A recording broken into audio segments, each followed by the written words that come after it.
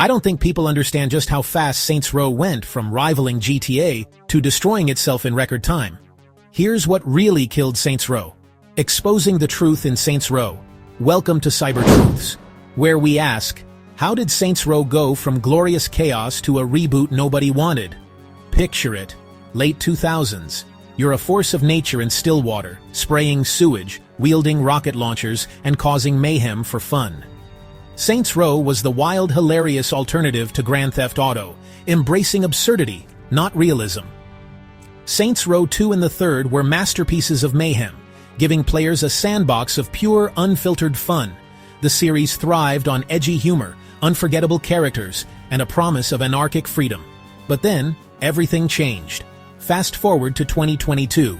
A reboot is announced. Hype turns to horror as fans see quirky hipsters starting a gang to pay off student loans. The tone, sanitized, the humor, forced, the soul, gentrified. Fans felt betrayed. The Saints Row name now meant something else entirely. The backlash was instant and brutal. The reboot wasn't just a bad game, it was an imposter. How did a franchise built on chaos lose its way so completely? To understand, we need to go back to the beginning, when the Saints first marched in. This isn't just about a bad game, it's about a brand losing its identity. So what happened to the Saints? Let's find out. The story starts with a climb before the fall. Saints Row began as a GTA clone in 2006, but Saints Row 2 found its voice, one that laughed in the face of seriousness. The secret?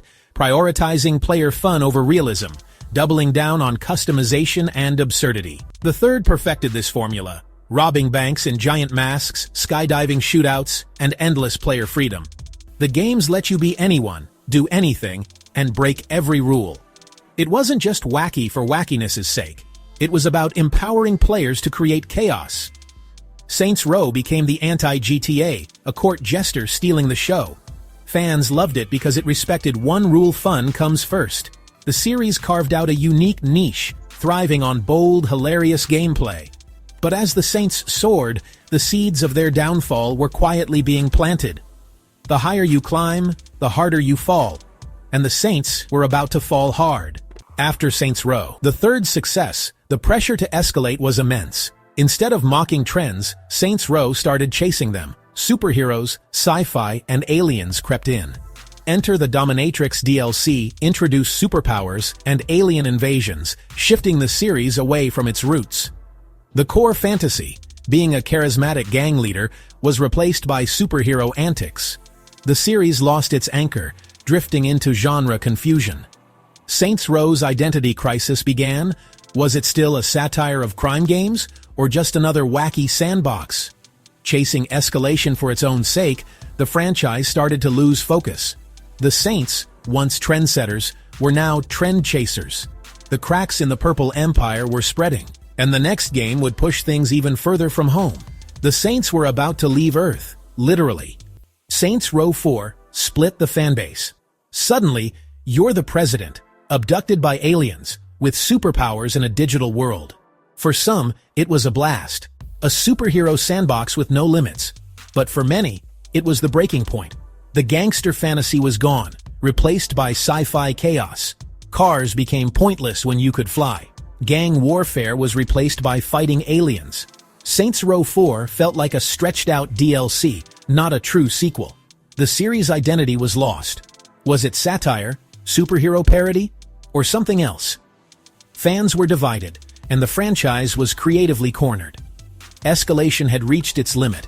There was nowhere left to go. Volition couldn't return to street crime without disappointing new fans, nor could they escalate further. The stage was set for a desperate move, a total reboot. But could a reboot save the Saints, or would it bury them for good? After years in limbo, Volition announced a Saints Row reboot in 2022, a chance to recapture the magic. On paper, it sounded right: new city, new crew, back to basics. But the new cast, Eli, Nina, Kevin, felt more like roommates than ruthless criminals.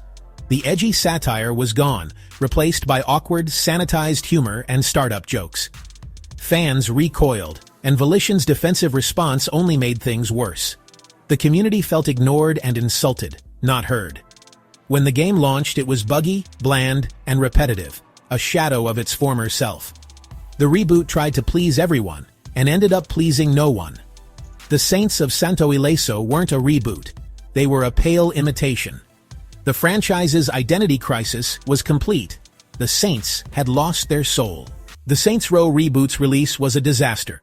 Negative reviews, angry fans, and plummeting sales.